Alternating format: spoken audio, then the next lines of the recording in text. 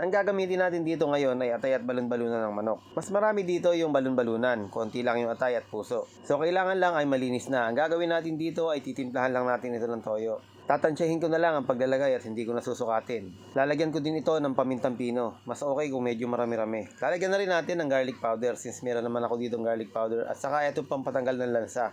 Gagamit tayo dito ng turmeric powder.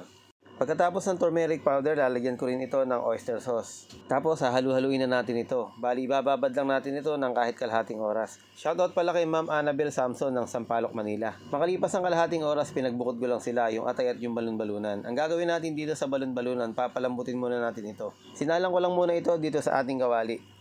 Halu-haluin lang natin ito, tapos pwede na rin natin itong lagyan ng laurel. Makakatulong ang laurel para mas mabango yung ating niluluto. Lalagyan na natin ng tubig. Tapos ay pakukuluan lang natin ito hanggang sa lumambot na. Makalipas naman ang ilang minutong pagpapalambot, check natin kung pwede na. So pwede na to para sa akin. Ang gagawin naman natin ngayon ay itutusok natin sa ating mga barbecue stick.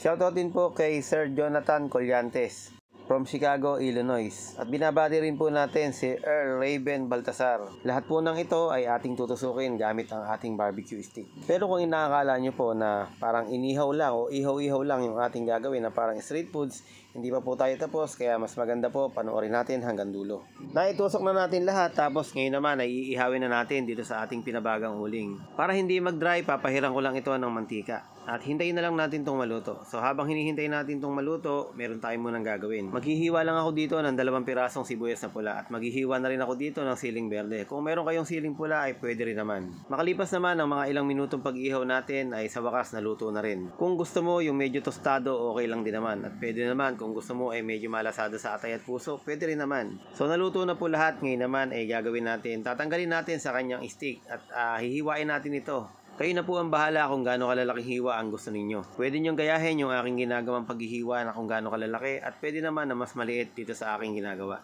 Itong aking pine-prepare ngayon ay good for 5 to 6 person na.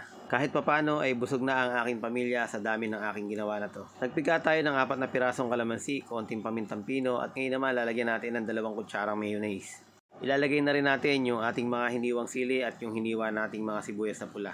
Ngayon, alam nyo na at may idea na kayo kung ano yung sinasabi ko na hindi inihaw ang gagawin natin. So, ito lang naman yung hindi authentic na dinakdakan. Pwede natin itong tawaging dinakdakan, atay at balon-balunan ng manok. So, kung meron pa kayong mga gustong ilagay na ingredients, yung mga pampalasa, kayo na ang bahala. Itong ginawa natin ay napakasimple at napaka-basic lang na pamamaraan. So, salamat. God bless you all.